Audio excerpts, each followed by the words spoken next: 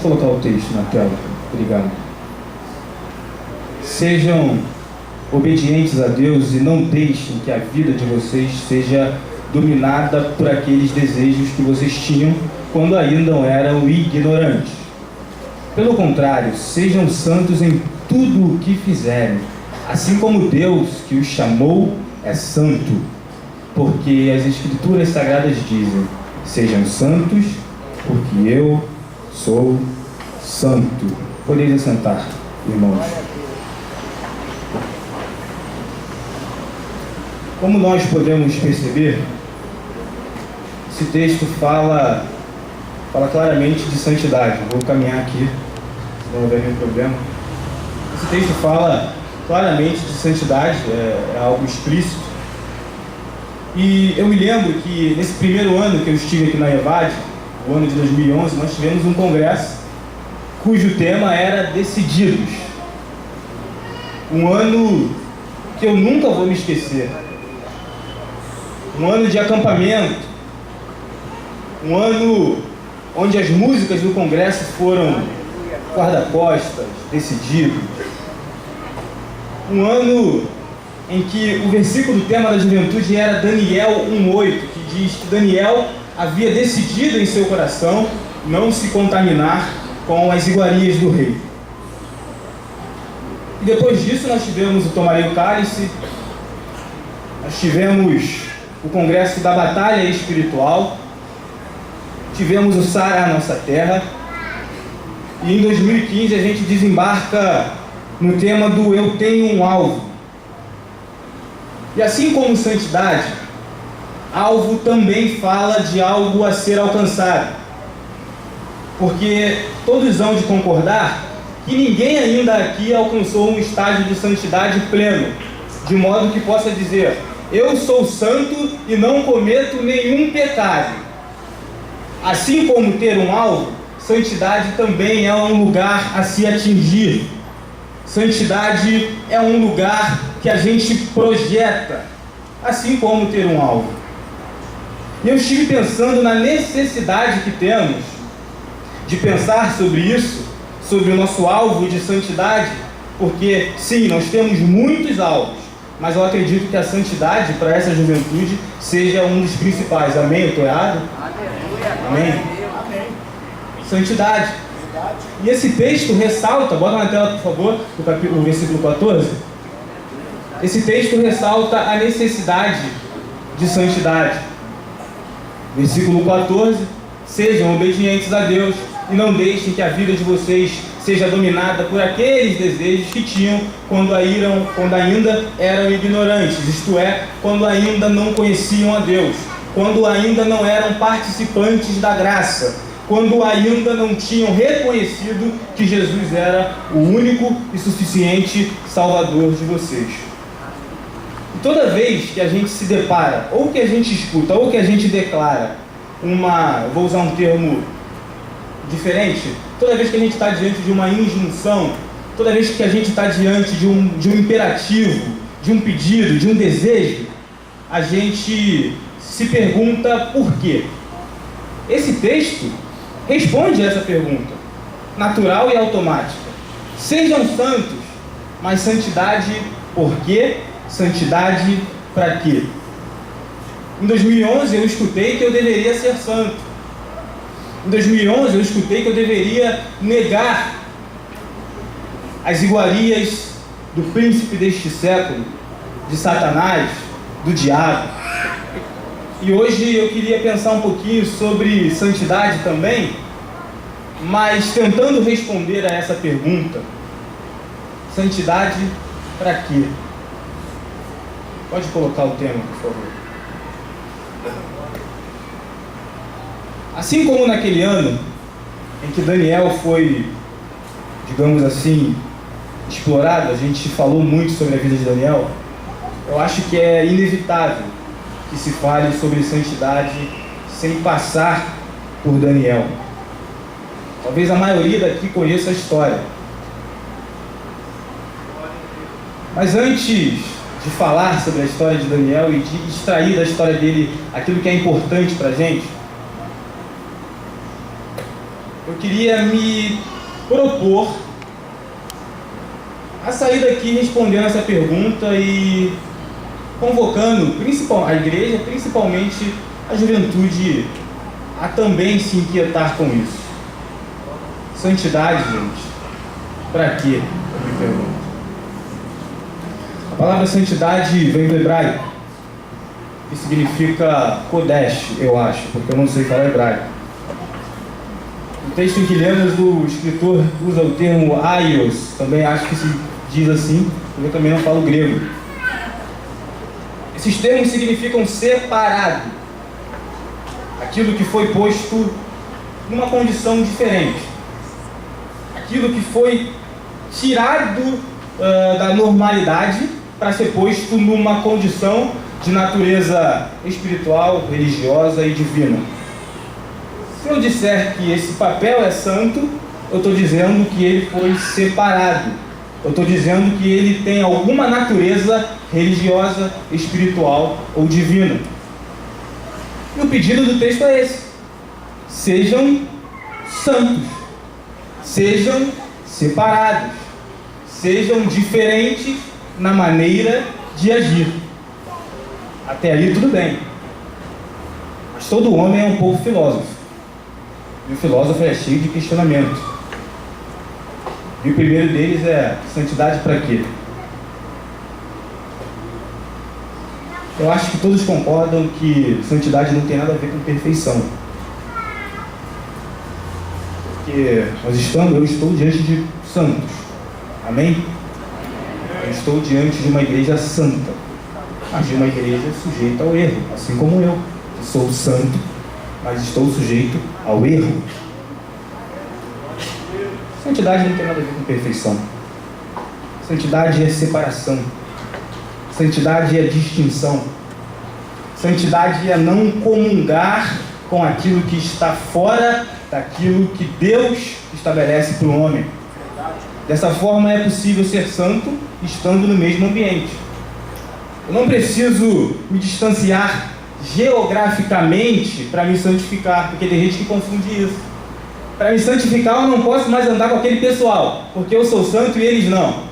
Não, santidade não significa distanciamento geográfico. Santidade significa distanciamento moral e espiritual. Separado não é separado de corpo, é separado de comportamento e de convicção, de maneira de se conduzir a vida. A separação se dá aí. Separado, santo. João vai dizer que aqueles que vivem na luz confessam seus pecados. Se você vive na luz e confessa pecado, você peca. Então eu posso viver na luz, mesmo que quando minha mãe manda eu lavar a louça, eu fico com muita raiva. Posso. Eu posso viver na luz quando ela grita comigo. Posso. Eu posso viver na luz quando no futebol eu quero ganhar e aí eu dou aquela entrada mais forte. Posso. Mas eu preciso confessar o meu pecado.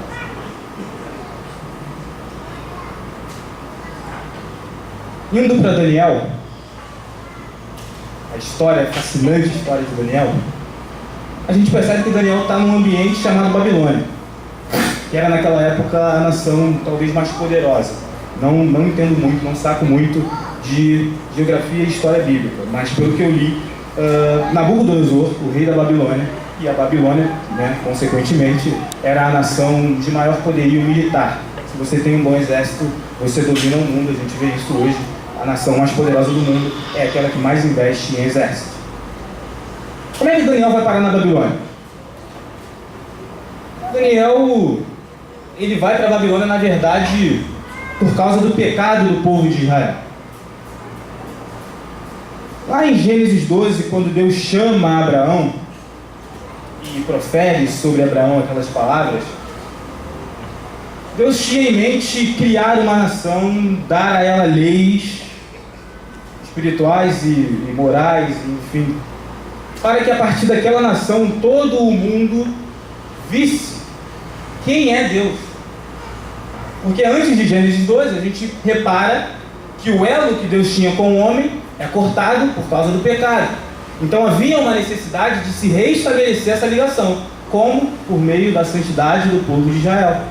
Se o povo de Israel fosse um povo santo e separado, as outras nações veriam em Israel quem era Deus, o que Deus queria, e certamente seriam salvos por meio deste povo. Santidade para quê?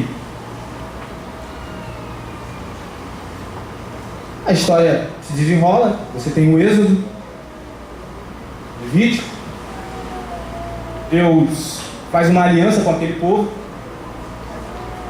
e a partir daí dá a eles uma terra. A partir daí eles se consolidam como nação, porque eles têm leis, eles têm o Deus deles, eles têm a moral deles, eles têm a terra deles. Então agora eles são uma nação. Enquanto nação, eles começam bem, começam agitados, começam fiéis a Deus. Mas quando a gente abre o livro de Juízes, a gente percebe que o povo de Israel não conseguia manter por muito tempo um nível espiritual satisfatório. Eles eram meio que gangorras. Num capítulo você vê que eles se voltaram para Deus, se arrependeram. Logo em seguida você vê que eles abandonam a Deus. Isso se segue por muito tempo. Até que acontece muita coisa, muito tempo passa, e Deus então separa o povo de Israel entre o reino do norte e o reino do sul.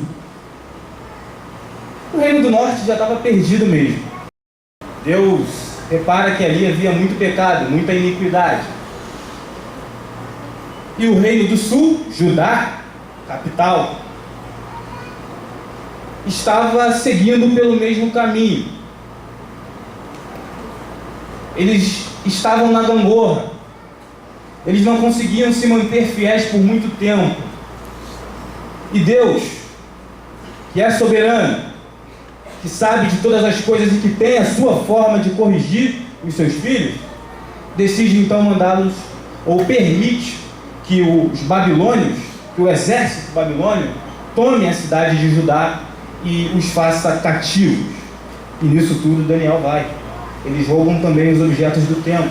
E o rei Nabucodonosor pede que escolha para ele os mais sábios e aqueles que eram de linhagem nobre. Então Daniel vai parar em Babilônia por causa da execução de um juízo de Deus. Deus executa o seu juízo. Vocês não estão me agradando, então eu preciso corrigi-los da minha forma, da minha maneira e a minha moda. Daniel, capítulo 1, versículo 1, Júlio pode colocar, por favor? Que é quando começa tudo, que é quando se inicia.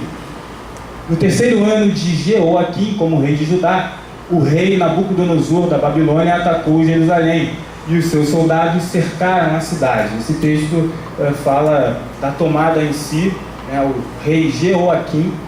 Vale salientar que o rei Jeoaquim não fazia aquilo que era agradável aos olhos de Deus. Era um rei desobediente. E foi justamente no reinado dele que o rei Nabucodonosor ataca Jerusalém e cercam a cidade. Pode passar o versículo, por favor, Júlio. Deus deixou que Nabucodonosor conquistasse a cidade e também que pegasse alguns objetos de valor que estavam no templo. Nabucodonosor levou esses objetos para a Babilônia e mandou colocá-los no templo do seu Deus, na sala do tesouro. O rei Nabucodonosor chamou Aspenaz, o chefe dos serviços do palácio, e mandou que escolhesse entre os prisioneiros israelitas alguns jovens da família do rei e também das famílias nobres. Todos eles deviam ter boa aparência e não ter nenhum defeito físico. Deviam ser inteligentes, instruídos e capazes de servir no palácio. E precisavam aprender a língua e estudar os escritos dos babilônios.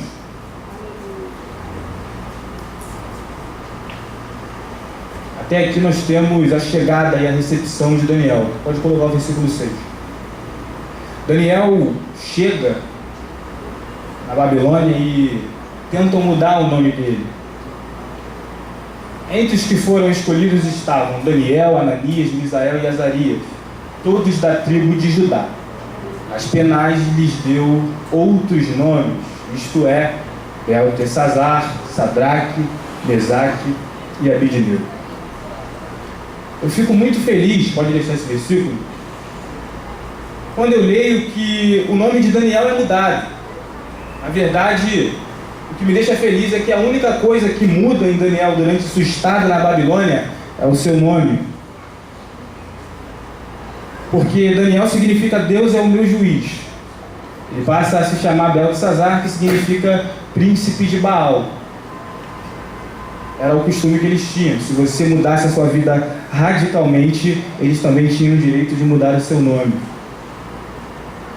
Então, o Beltesazar, o príncipe de Baal, só tinha essa característica no nome. A gente vai ver por quê. Esse versículo foi determinante na vida da juventude em 2011. Eu acho que a gente lê isso com certa nostalgia, assim. A gente lembra de cada pregação, de cada ministração naquele ano. O Daniel resolve que não iria ficar impuro por comer a comida e beber o vinho que o rei dava. Por isso ele foi pedir a Aspenaz que ajudasse a cumprir o que havia resolvido. Esse texto, ele nos indica, ou pelo menos ele nos dá uma pista da pergunta que eu fiz no começo. Porque é aqui que a santidade de Daniel começa a ser posta à prova. É nesse momento que Daniel precisava mostrar por que ele precisava ser santo. A gente repara que o que foi oferecido para Daniel era nada mais, nada menos do que a comida do rei. Não era qualquer bife borboleta. Não era chã. Era a comida que o rei comia. Era o vinho que o rei bebia. Era uma coisa brilhosa. Era uma coisa irrecusável. Era uma coisa que devia levar até o céu. Era uma coisa que todo mundo comia. Assim como dizem que é algumas drogas lícitas e ilícitas aí fora, assim como dizem que é o tabagismo, assim como dizem que é a prostituição, todo mundo faz. É legal, é brilhoso, vai me levar até o céu, vai me dar prazer. Por que eu não vou fazer? Dá um motivo para mim não fazer. É tudo de bom. É tudo que eu sempre quis. Isso traz liberdade para a alma, cara. Você precisa experimentar. Próximo versículo. Deus fez com que Aspenaz fosse bondoso com Daniel e tivesse boa vontade para com ele. Mas Aspenaz tinha medo do rei, por isso disse a Daniel: foi o rei, meu senhor, quem resolveu que vocês devem comer e beber. Se ele notar que vocês estão menos fortes e sadios do que os outros jovens, ele será capaz de me matar e vocês serão os culpados. Daniel então decide que não iria se contaminar com a comida do rei. Era uma questão de fé e de religião, porque a lei mosaica proibia que Daniel se contaminasse com esse tipo de alimento. E aí Aspenaz logo pergunta: por que você não quer comer? Você precisa se alimentar. Você precisa daqui a algum tempo apresentar-se a mim com boa feição. Caso contrário, eu não sei o que o rei vai fazer. Por que ele diz isso? É a mesma reação que tem quando a gente diz que a gente não quer viver da forma como dizem que se tem que viver aí fora. Você é maluco?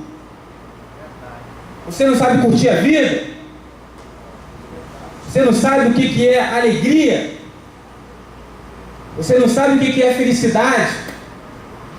Eu sei o que é felicidade.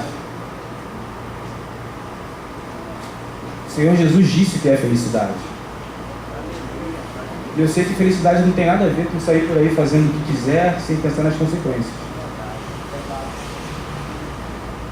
A atitude natural de Aspenaz é a mesma daqueles E quando veem que a gente nega a iguaria do rei, se desesperam e pensam que a gente está tomando uma atitude incoerente, estranha. Foi isso que fizeram comigo lá no meu primeiro dia de trote, segunda-feira. Todo mundo me falava que o ambiente universitário era uma coisa de louco. E é. Eles acendem um cigarro a cada 10 minutos. O cigarro não dá mais conta, eles acendem charuto. Eles estão com garrafas de cachaça na mão. Sabe o que é isso? Eles estão correndo atrás de uma felicidade que foge, que não dura, que não é sólida. E no final do trote eles disseram: agora, calouros, nós vamos beber. E eu disse: eu não bebo, não bebo.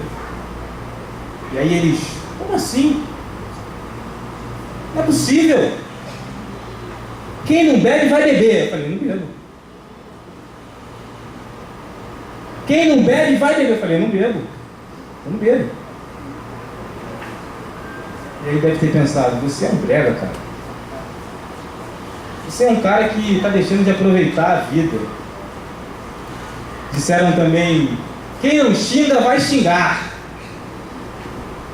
E enquanto eles diziam isso, eu dizia no meu coração: é você quem vai mudar a tua conduta. Eu não gosto de brincadeira. É você quem vai abandonar as iguarias e vai passar a comer o legume. Passa o versículo. Daniel foi falar com o guarda quem os penais havia encarregado de cuidar dele, de Ananias, de Misael e de Azarias. Daniel disse a ele: quero pedir que o Senhor faça uma experiência com a gente. Durante 10 dias, dê-lhes somente legumes para comer e água para beber. Daniel agora ele dá uma de maluco, porque ele rejeita aquilo que é brilhoso, que é gostoso, que todo mundo come, que vai dar a ele boas sensações, mas que ele sabe que vai fazê-lo sair da presença de Deus, que era o que ele tinha de mais precioso. Preste atenção. Quando Daniel rejeita a comida do rei, ele não poderia ficar com fome.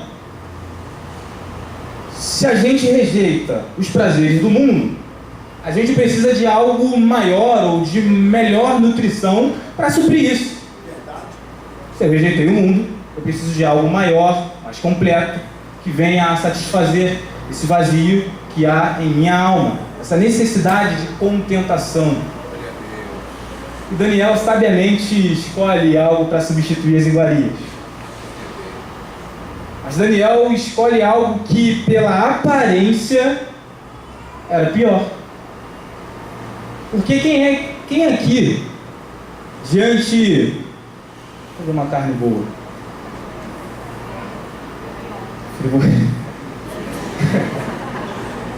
Diante, uma carne que eu gosto, alcatra. Não sei se é boa, enfim. Alcatra eu gosto. Diante de uma alcatra, chega e diz assim: não, mãe, hoje eu não quero alcatra, não. Hoje eu quero só alface. Primeiro ela vai te chamar de maluco e vai te perguntar o que deu em você, garoto. Mas se ela fizer isso, ela não estaria errada. O que acontece aqui é que Daniel ele passa por um processo que nós estamos passando. Um processo que é mais complexo do que parece. Que é o processo de rejeição daquilo que é bom, que satisfaz a carne, que leva até o céu, a rejeição disso em troca daquilo que é sem graça, que não brilha, que não leva até o céu, pelo menos de maneira mundana falando, porque leva de maneira prática, daquilo que ninguém quer fazer, daquilo que ninguém estima, daquilo que ninguém procura. Ele coloca no lugar disso legume, que é sem graça, que é sem sal, que não alimenta direito. Santidade para quê?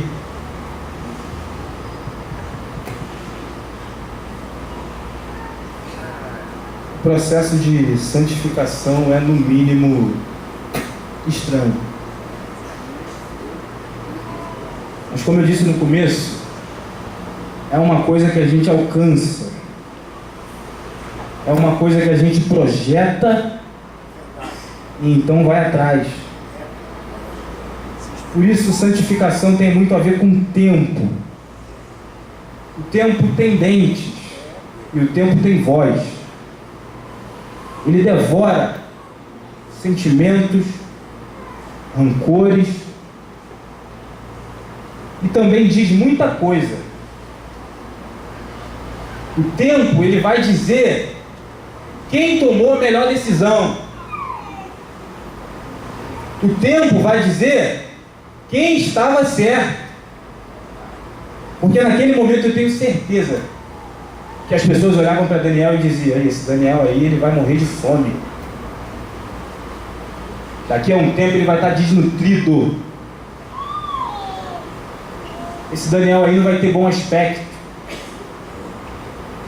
Esse Daniel aí, certamente, ao passar os 10 dias, não vai ter condições nem de se levantar mais, vai estar prostrado, vai estar uma caveira. Versículo. No fim dos 10 dias, faça uma comparação entre nós e os jovens que comem a comida do rei.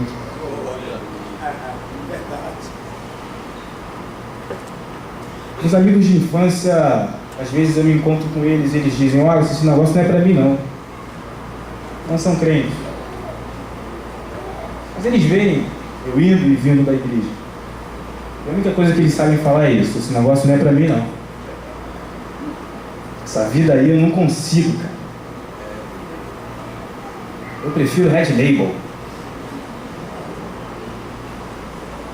Eu prefiro Via Show. E aí o tempo vai passando, os 10 dias vão passando, e aí você ouve a notícia: fulano engravidou ciclano. Fulano caiu de moto, está todo arrebentado lá no hospital.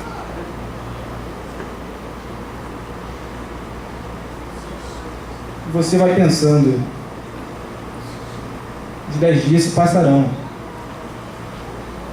O tempo decorrendo vai mostrar o que realmente nutre e o que realmente apodrece.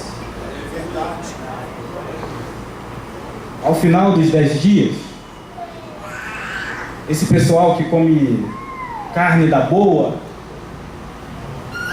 esse pessoal que desconhece a palavra temperança, domínio próprio, esse pessoal que não consegue dominar as paixões e os desejos, para a nossa vida e vai ver que felicidade, a verdadeira paz e a plenitude não estão nessas coisas que nos oferecem aí fora.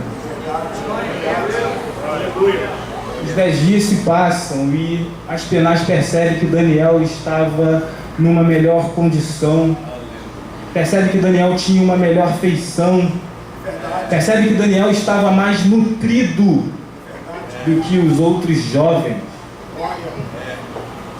Santidade envolve negar aquilo que parece ser convencional, prático, fácil, excessivamente prazeroso, que gera dependência, porque a gente crê e é uma questão de fé, porque só o tempo vai dizer quem tomou a melhor decisão, que o legume, embora seja sem graça, embora não tenha uma boa feição, embora pareça que não vai satisfazer as nossas necessidades, ele é quem vai mostrar quem realmente se nutriu, quem realmente tem paz, quem realmente tem gozo, quem realmente é feliz, quem realmente está contente e tem contentação dentro de si.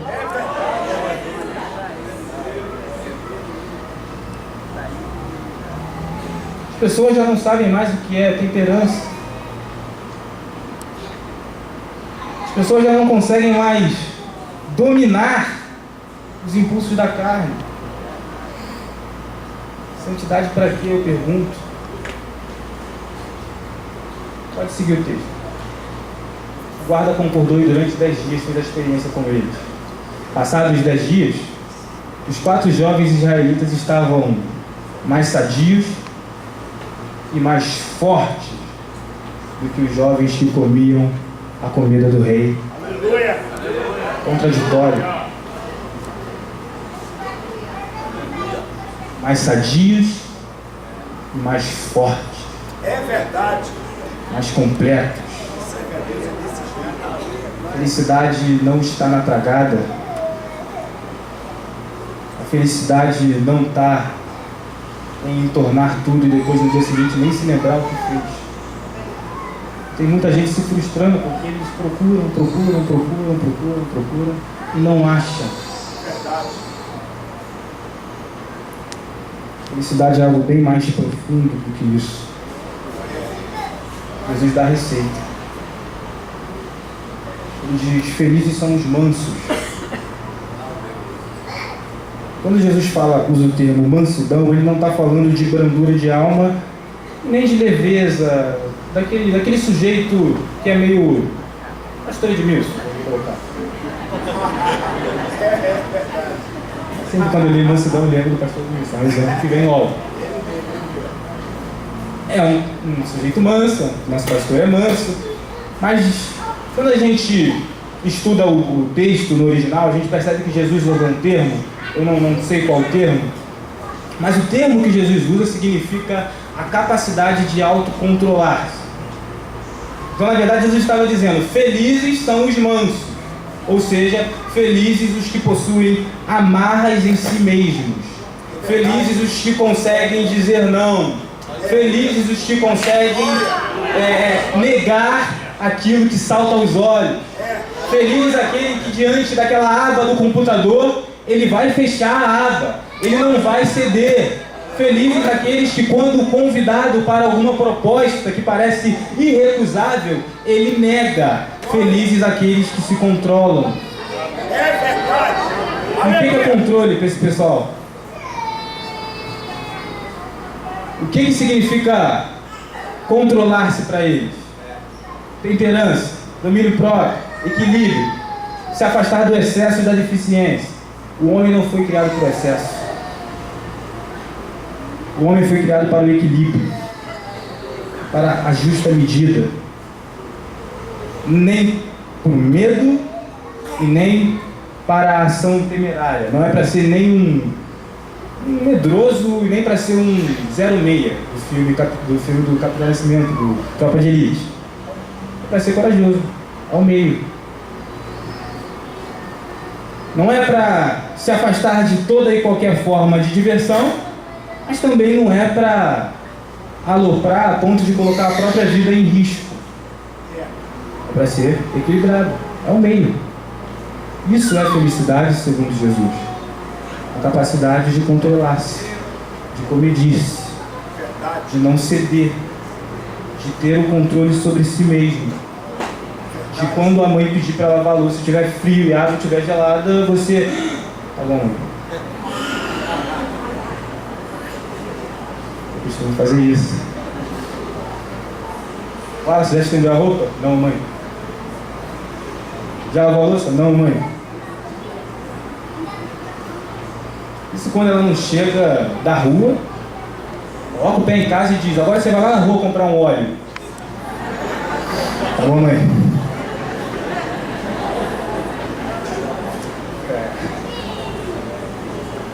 Quando a gente está na internet, eu não sei de onde surgem aqueles convites: clique aqui, vá para tal lugar, geralmente uma mulher de lingerie.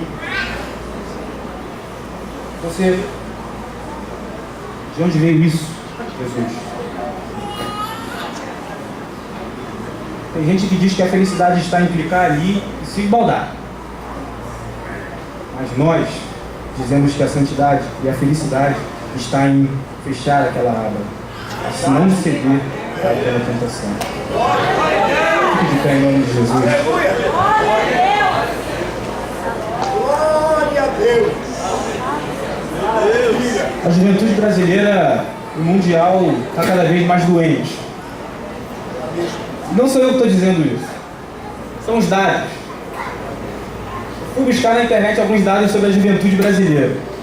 Ele pode colocar. 50% dos jovens brasileiros consomem bebida alcoólica em quantidade nociva à própria saúde.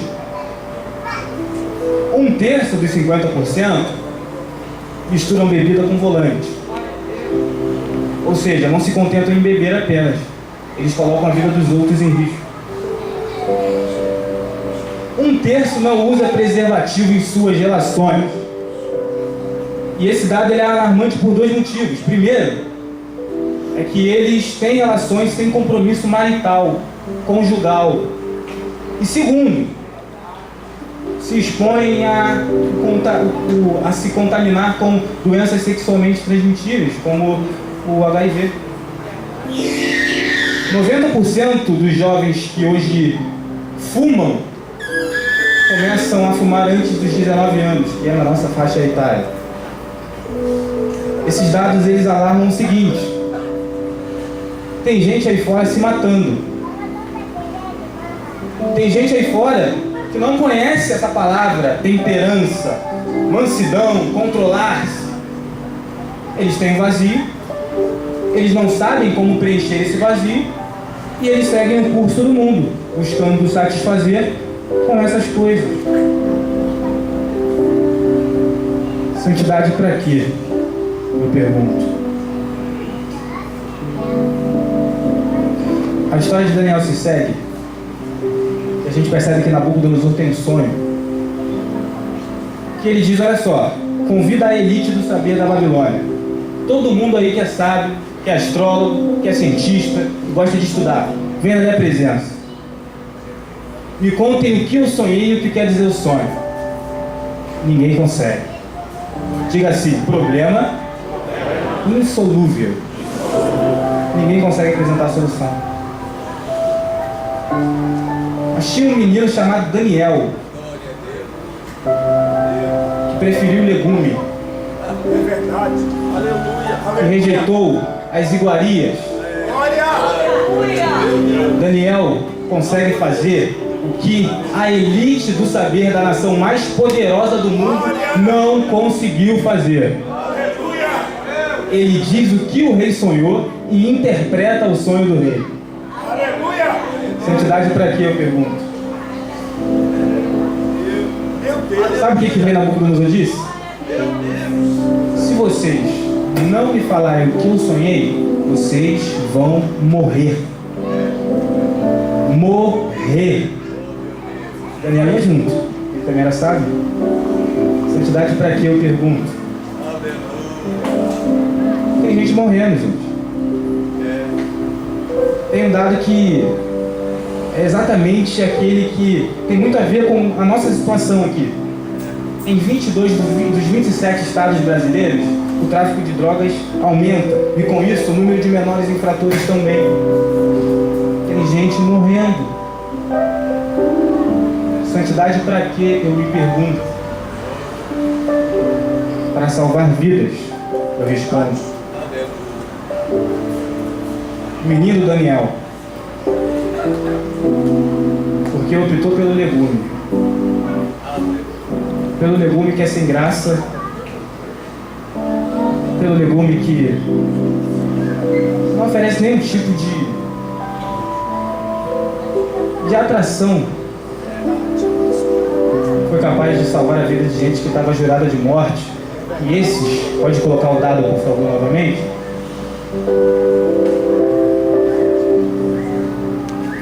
Tem gente que já está até com o epitáfio pronto. Só falta enterrar. O Fantástico está toda hora fazendo reportagem sobre AIDS, falando que o vírus está aumentando e conscientizando a juventude. Usem preservativo. Usem preservativo. Mas aí fizeram uma reportagem dizendo que tem gente que consegue espalhar o vírus de maneira proposital, mesmo com o preservativo. Santidade para quê, eu me pergunto? O que a santidade de Daniel fez por ele e aonde a santidade de Daniel o levou? Diga assim: problemas insolúveis. Livrar da morte. Santidade para quê? Eu me pergunto. Qual a solução que o poder público apresenta para combater o crack? Nenhuma, porque é um problema hoje insolúvel. Como é que a gente erradica? Como é que a gente faz de 50 para 0? Como é que a gente passa de 1/3 para nada? Como é que a gente diminui esses dados? Santidade para quê, eu me pergunto? A santidade não serve somente para a gente se distinguir e falar: agora que eu sou santo, eu estou numa posição superior. Agora que eu sou santo, eu não me misturo. Porque eu sou especial, porque Deus me escolheu. Santidade é uma coisa prática que tem a capacidade de mudar, de transfigurar destinos e futuros de pessoas que já estão juradas de morte. Santidade para que eu me pergunto?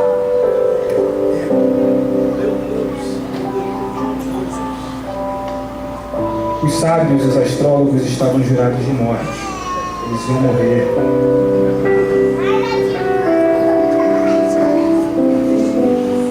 Às vezes eu subo para casa e eu moro numa fazendinha. Dói muito meu coração quando eu vejo alguns jovens desse tamanhozinho com uma arma de fogo maior do que eles.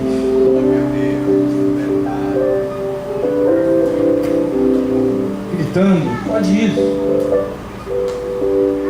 Tem de quanto? Tem de não sei quanto. Tem gente morrendo. Tem gente precisando de um padrão. E ele só está ali porque ele acha que aquilo ali é felicidade.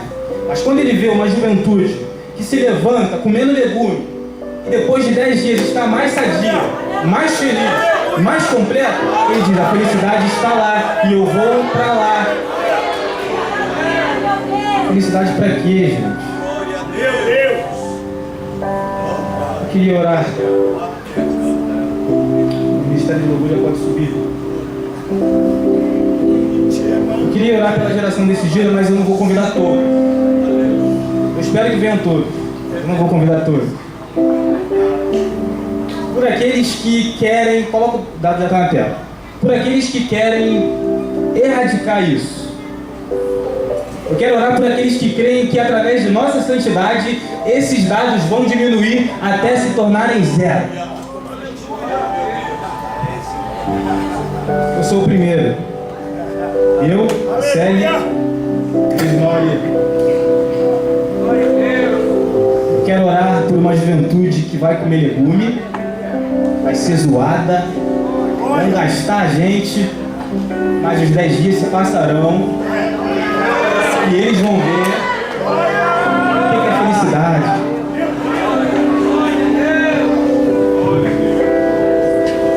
Felicidade não tem nada a ver com excesso. Esse charuto não vai te levar até a felicidade. Vem comer legume, rapaz. Eu queria fazer também uma oração para aqueles que chegaram aqui na condição daqueles que comem iguarias. Queria orar para aqueles que chegaram aqui, que ainda não experimentaram esse legume nosso, que a gente diz ser tão bom. E é bom. No começo, a gente, caramba, mas depois fica bom. Depois aqueles que comeram as iguarias, eles têm gravidezes indesejáveis, desilusões, e a gente acaba experimentando o melhor de Deus. Quero orar pelos jovens que ainda não experimentaram esse legume e hoje querem experimentar. Será que aqui há algum jovem que se interessou?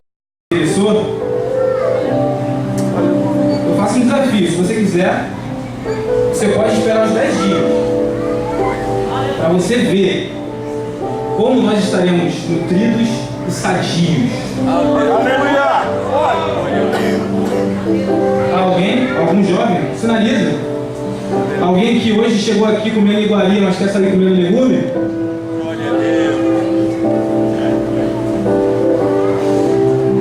Se não há, que Deus abençoe. Aqui pode não ter, ou pode ter e não aparece. Mas aí fora tem muito, gente. No 11º andar da Oeste tem muito, gente. Na Praia Vermelha deve ter também. Lá no colégio estadual, não sei das quantas, tem muito, gente. Lá na empresa, eu não sei o nome, tem muita gente querendo saciar a fome, lambendo pão de mentirinha. É verdade. E hoje a gente vai pedir a Deus que nós tenhamos força para rejeitar essa iguaria tão brilhosa, gostosa, atraente. É verdade. Mas que a gente sabe que no final a furada pura.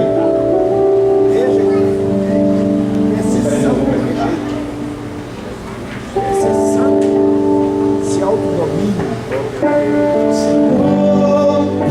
Eu nasci pra te chamar, eu nasci pra te chamar de pai,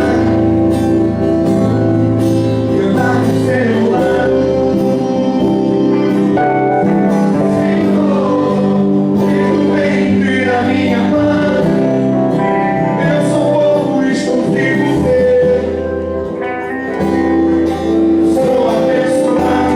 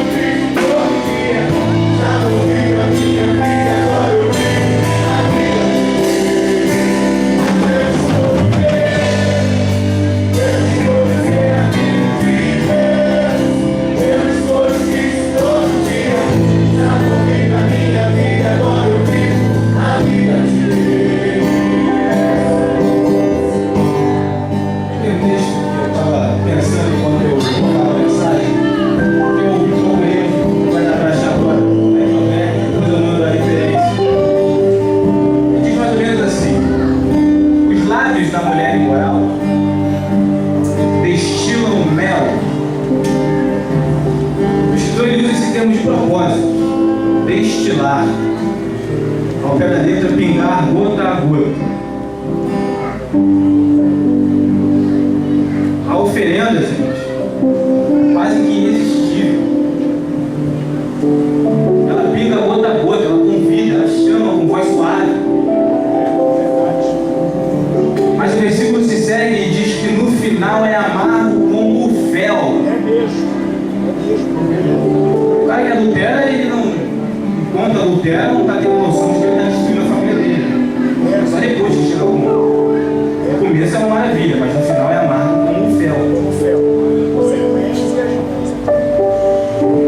Então, a rejeição das iguarias passa muito pela fé. No sentido de acreditar que por mais bonito que seja aquilo ali, não passa de um simulacro. Atrás daquilo ali tem amargura, tem tristeza, tem frustração. É verdade. É uma questão de fé. A gente precisa acreditar que aquela prática só é bonita no momento da prática. Porque depois ela se torna algo feio, horroroso,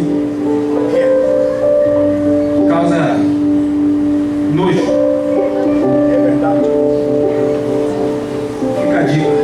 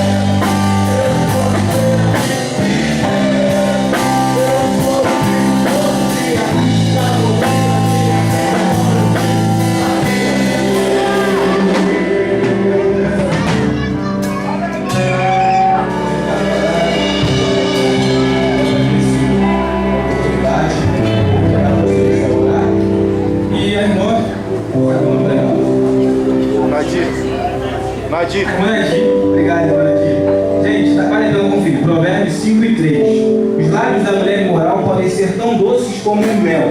Lábios da mulher imoral, pecado. E os seus beijos tão suaves como o azeite. Porém, quando tudo termina, o que resta é amargura e sofrimento. É verdade. Meu Deus.